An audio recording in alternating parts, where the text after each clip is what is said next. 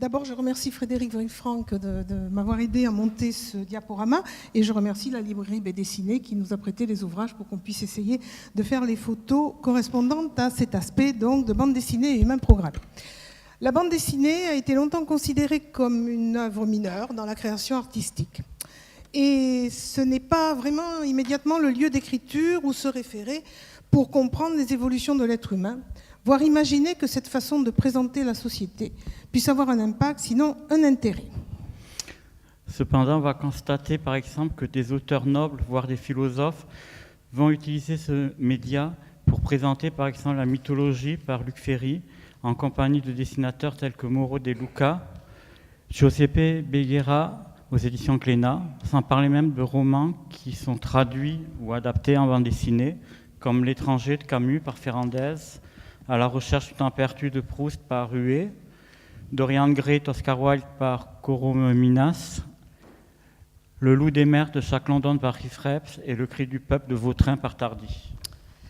La bande dessinée a utilisé depuis longtemps les transformations du corps humain, consistant dans l'adjonction de prothèses diverses, dont le but et la fonction augmentent les spécificités et capacités corporelles et physiques des individus. Le plus souvent d'ailleurs, ces ajouts physiques et ou physiologiques interviennent dans des contextes de guerre, de violence, souvent pour que les individus aident à la construction d'un monde meilleur, s'opposant à des êtres malfaisants, eux-mêmes déjà transformés ou augmentés. Alors nous avons choisi 4 exemples, dont les auteurs sont respectivement scénaristes ou dessinateurs, ou remplissent un seul rôle pour les deux fonctions. Ce sont des BD qui varient dans le temps, et plus précisément, nous allons vous proposer quelques images extraites de La caste des métabarons.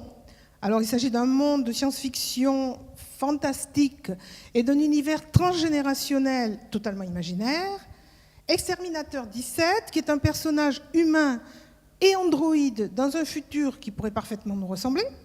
Les Sentinelles, qui lui se situe pendant la guerre de 14-18, réinventé avec l'introduction de quelques soldats quasi invincibles par les traitements chirurgicaux qu'ils subissent.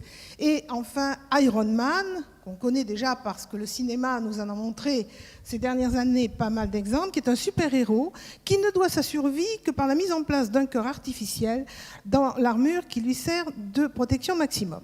Alors, Fred va présenter rapidement les auteurs et on va commencer à dérouler les extraits au niveau des photos. Donc, La caste des métabarons, le scénariste est Alexandro Jodorowsky. Il est né en 1929 au Chili, d'une famille juive russe. C'est un artiste protéiforme. Il est aussi bien metteur en scène, scénariste, écrivain, dessinateur. Il a fui sa famille dans les années 50 et s'installe à Paris, où il travaille avec le mime Marceau, Maurice Chevalier, Bachelard. Dans les années 60, il s'installe au Mexique, où il devient metteur en scène de théâtre et réalisateur de films, tels que Fando Ellis, El Topo, La montagne sacrée. Dans les années 70, il met toute son énergie pour adapter Dune de Frank Herbert en superproduction hollywoodienne. Mais les producteurs ne vont pas le suivre, donc il va faire toute cette production, il va la recycler en bande dessinée et créer le monde de l'Incal, voilà, dont La caste des métabarons fait partie.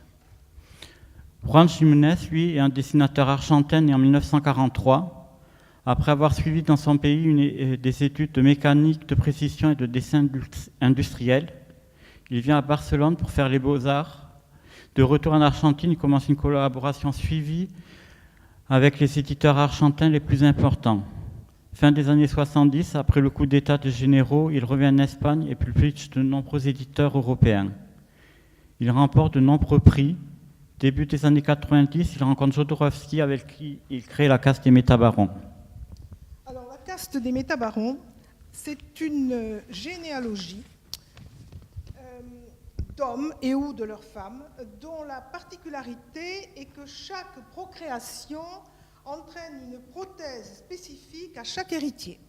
Alors, nous avons Othon, le trisaïeul.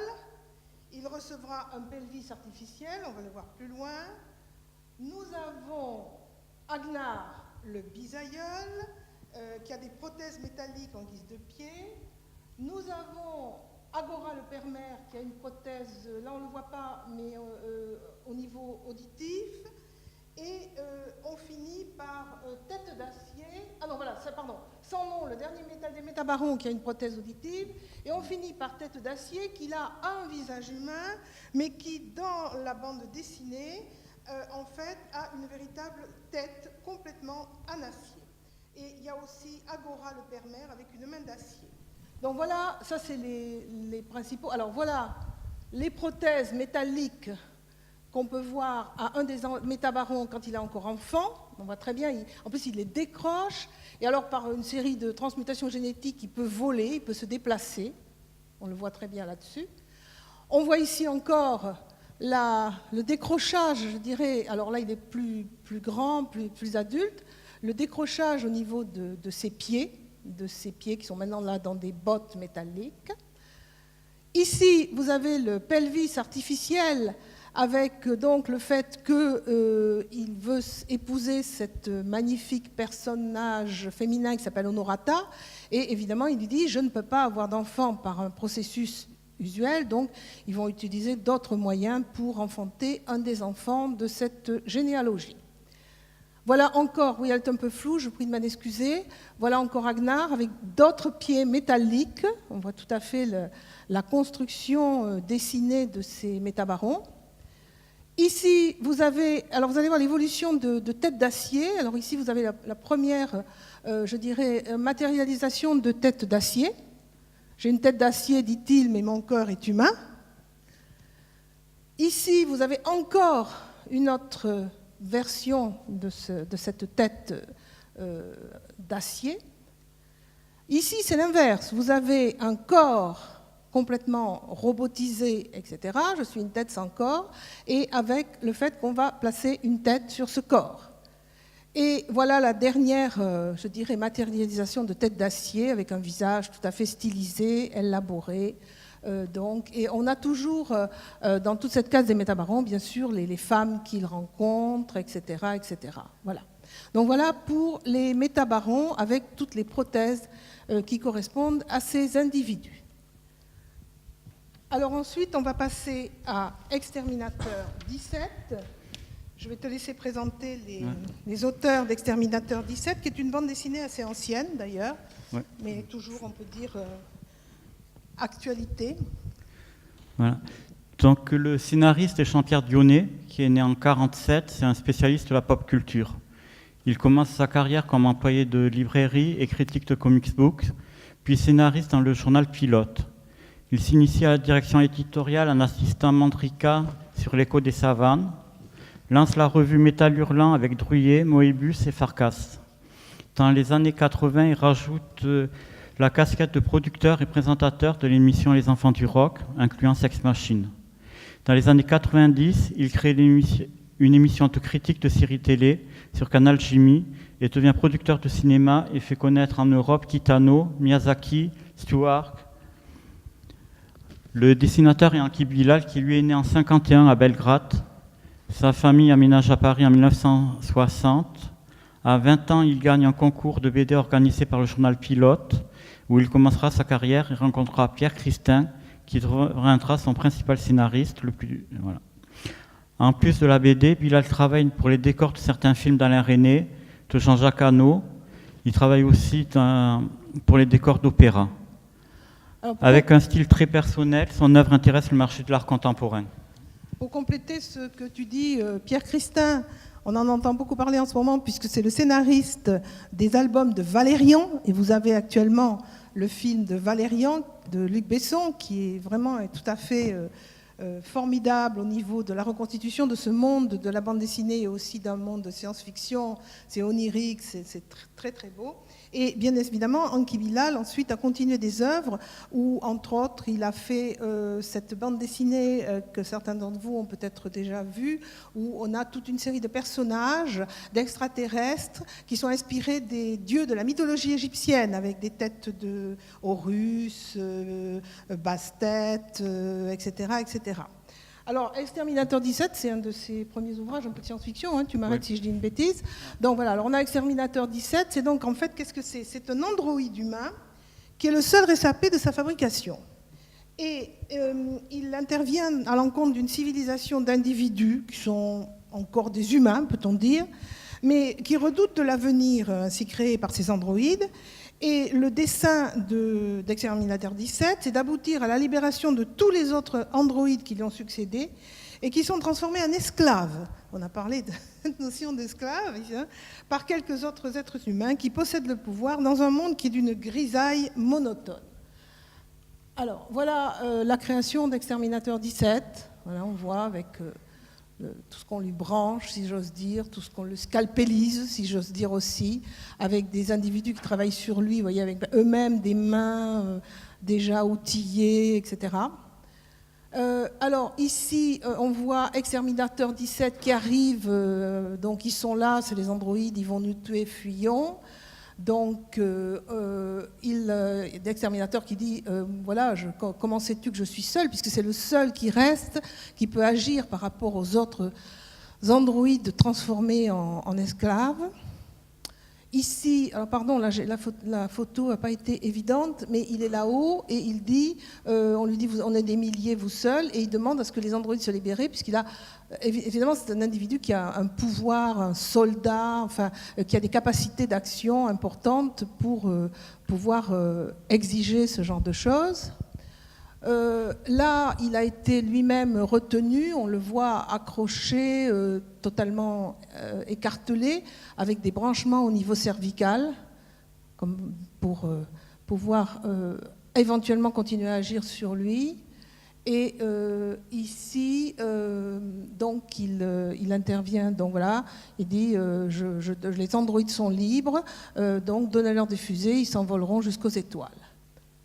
Et voilà, Exterminateur du 7, quand il rentre, donc, il pénètre dans un endroit qui était complètement blindé, il a pu faire sauter la porte pour pouvoir agir, pour intervenir pour ses pairs. Pas ses pairs, ses pairs. Voilà. Alors, les sentinelles, je vais te laisser présenter les sentinelles. Hein, donc, les sentinelles, c'est sur un scénario de Xavier Dorisson, qui est né en 72. Tout juste diplômé d'HEC, il débute la série Le Troisième Testament avec Alex Alice, qui est un camarade de promotion.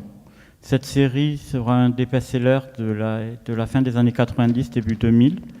Il continue dans cette voie et signe de nombreux succès tels que Sanctuaire, L'Enchant Silver. Depuis 2009, en plus de scénariste, il enseigne cette discipline à l'école Émile Coll à Lyon et intervient comme strict doctor pour le cinéma. Il est un des rares scénaristes occidentaux à avoir reçu un prix au Japon. Le dessinateur Enrique Breccia est né en 1945 à Buenos Aires. C'est le fils d'Alberto Breccia, qui est un des auteurs de bande dessinée les plus reconnus et les plus importants historiquement dans le monde de la bande dessinée. Enrique commence sa carrière en dessinant avec son père la biographie de Che Guevara. Malgré de graves problèmes de dictature, dans la dictature des généraux, il continue à travailler et collabore avec Carlos Trillo et d'autres scénaristes. Il dessine aussi pour le marché américain en travaillant pour Marvel et DC et pour le marché européen avec Xavier Dorisson. Alors les sentinelles, aussi anachroniques que ça puisse paraître par rapport à la plupart des autres bandes dessinées qui sont des bandes dessinées futuristes, de science-fiction, plutôt dans le futur on va dire, c'est une interprétation de l'homme recréé, reprogrammé, greffé, enfin on va le voir, qui se passe pendant la guerre de 14. Alors c'est assez amusant parce qu'en fait, c'est pas vraiment une uchronie parce qu'en fait, on prend bien les différentes batailles qui ont lieu importantes pendant la guerre de 14, on va le voir, les Dardanelles, Ypres, etc. Et on fait intervenir dans cette bande dessinée des individus qui ont d'abord été des victimes de la guerre. C'est-à-dire, vous allez le voir, des personnes qui ont été atteintes, amputées. On va voir qu'il y en a un qui est complètement amputé, des bras et des jambes, et qui est complètement recréé, ou un autre à qui on a carrément greffé des ailes avec des prothèses. Et ces individus qui sont donc... Alors, la particularité, c'est que ce sont tous des Français. C'est vraiment, on prône ces sentinelles, ces guerriers français reconstitués, si j'ose dire, améliorés pour permettre d'accomplir des actes à la fois de bravoure ou autres, tout en restant sur une réalité de fond qui a été les périodes de la guerre de 14. Donc, on a, alors le plus visible, ils sont trois, grosso modo. Ils sont trois, Taillefer, Djibouti et Pégase.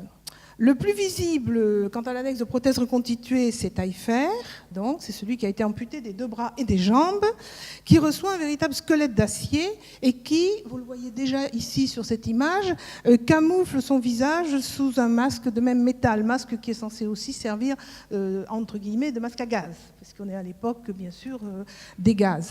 Alors Djibouti, c'est un homme, lui, dont l'aspect physique n'a pas été modifié, mais qui par la suite d'injections et autres produits, a une quasi-invulnérabilité. Et Pégase, c'est donc un homme volant auquel on va greffer des ailes métalliques. Alors nous allons voir, et vous verrez aussi également que du côté allemand, c'est la dernière image qu'on a prise, ils ont créé une espèce d'individu monstrueux. Alors autant les autres sont... j'allais dire, beaux dans leur configuration, même si, pourrait paraître monstrueux, le personnage qui crée leur combattant contraire allemand, lui, alors c'est un véritable monument de monstruosité et d'énormité.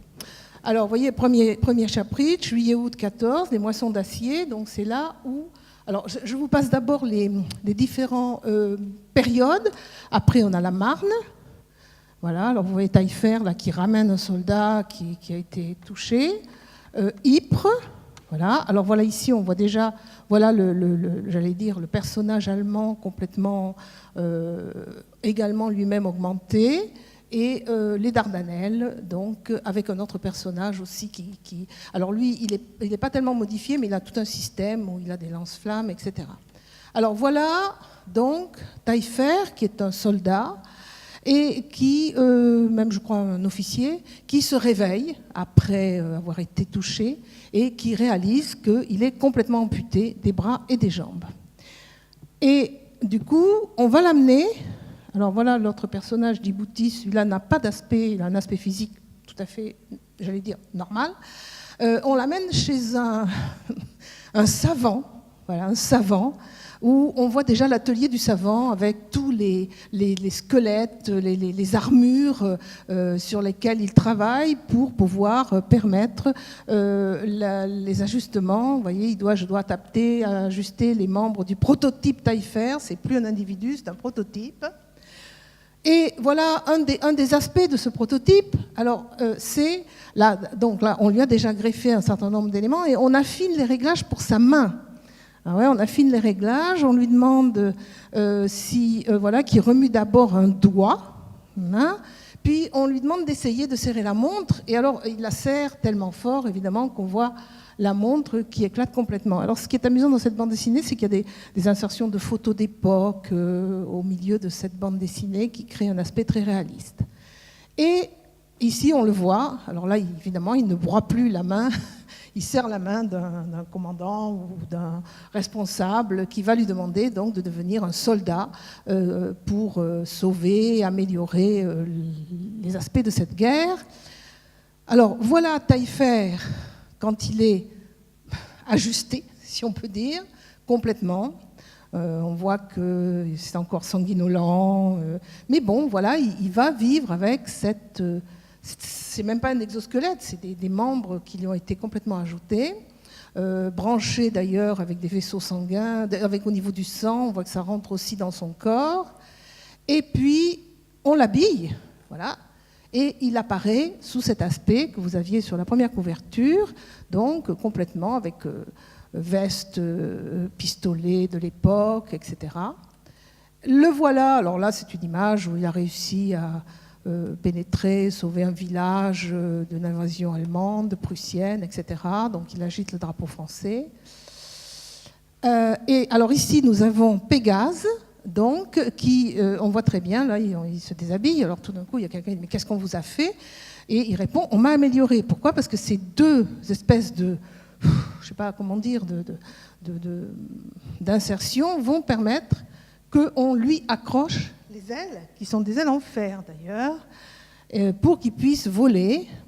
Et voilà, Pégase, complètement habillé avec ses ailes en fer. Alors là, là, il a une espèce de fusée aussi qui lui permet de, vous voyez, on voit le rond de la fusée, de monter, et il peut ouvrir ses ailes qui lui sont complètement greffées dans le dos pour pouvoir intervenir. Alors lui aussi, il est branché, on voit qu'il y a des insertions au niveau du corps pour avoir les actions correspondantes.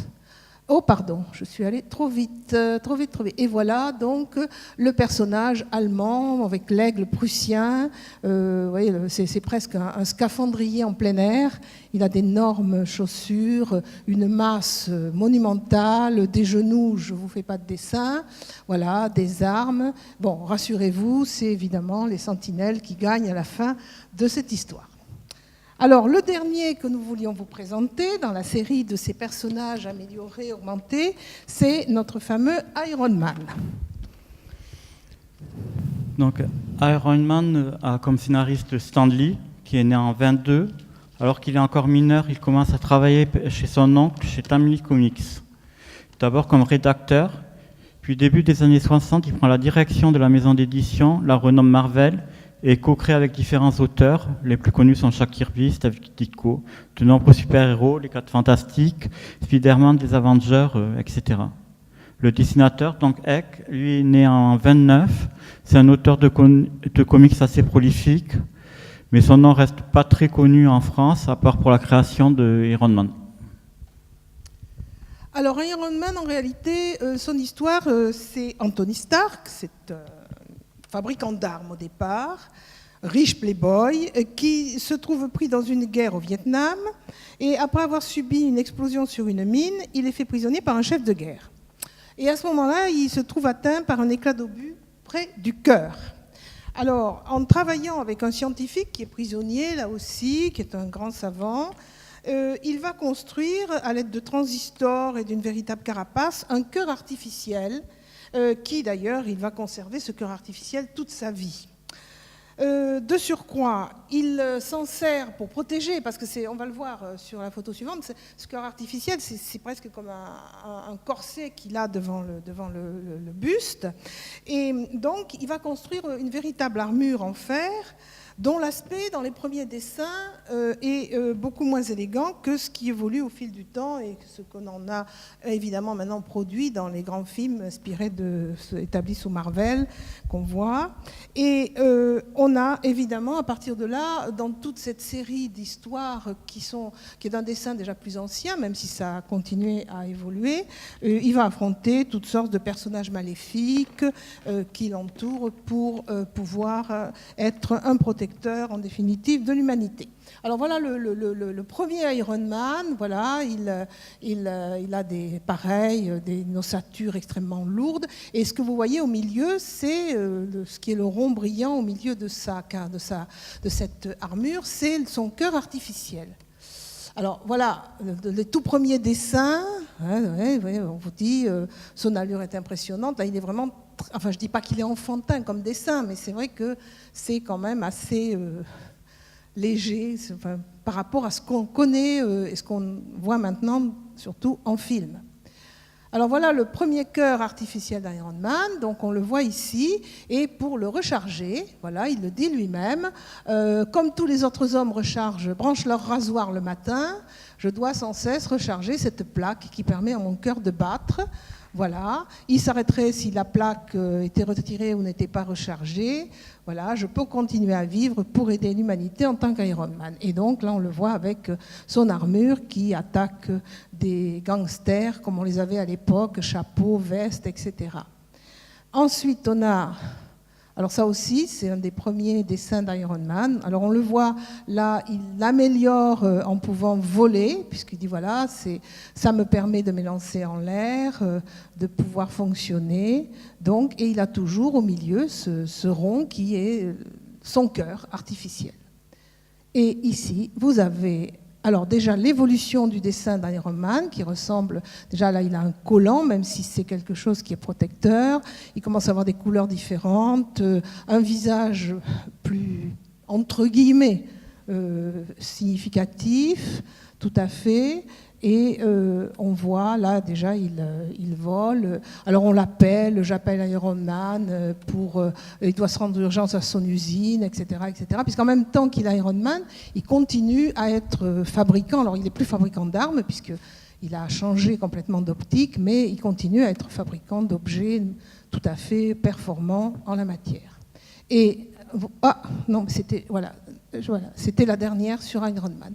Donc voilà un petit peu les différents aspects dans la bande dessinée de ce qu'on peut trouver, en tout cas dans les 4 que nous avons choisis. Et ce qui est assez amusant dans ces, dans ces bandes dessinées, c'est que tout ceci, ces greffes, tout cela, ça se fait tellement simplement qu'on se demande... Enfin, il y a que Taillefer où on voit que la pose de tout son système, ça a entraîné un peu de sang, un peu de difficulté. Mais autrement, c'est, comment vous dire ça, c'est très simple. On n'en est pas là, évidemment, dans notre configuration. Alors, en conclusion, donc, quelques mots. On peut se demander si pour chacun de ces imaginaires dessinés, la réalité pourrait intervenir de nos jours quant aux humains que nous sommes. Certains artefacts existent en effet. Les prothèses de pieds, de mains s'élaborent de manière de plus en plus importante, avec même des branchements de terminaisons nerveuses pour une relative autonomie. Les exosquelettes qui maintiennent le corps des individus incapables de pouvoir marcher, on a vu déjà ça dans ces journées, et de se mouvoir autrement, commencent également à se profiler dans les options de soutien des membres inférieurs, entre autres. Les cœurs totalement artificiels, nous l'avons vu aussi, même si en l'état des expériences sont encore délicates, s'implantent et parfois permettent un maintien en vie. Donc, est-on vraiment dans l'imaginaire des bandes dessinées, hors de nos réalités physiques, chirurgicales, médicales?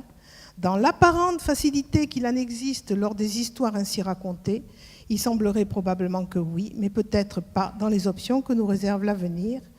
Les héros de bande dessinée seront peut-être des hommes de demain. Je vous remercie.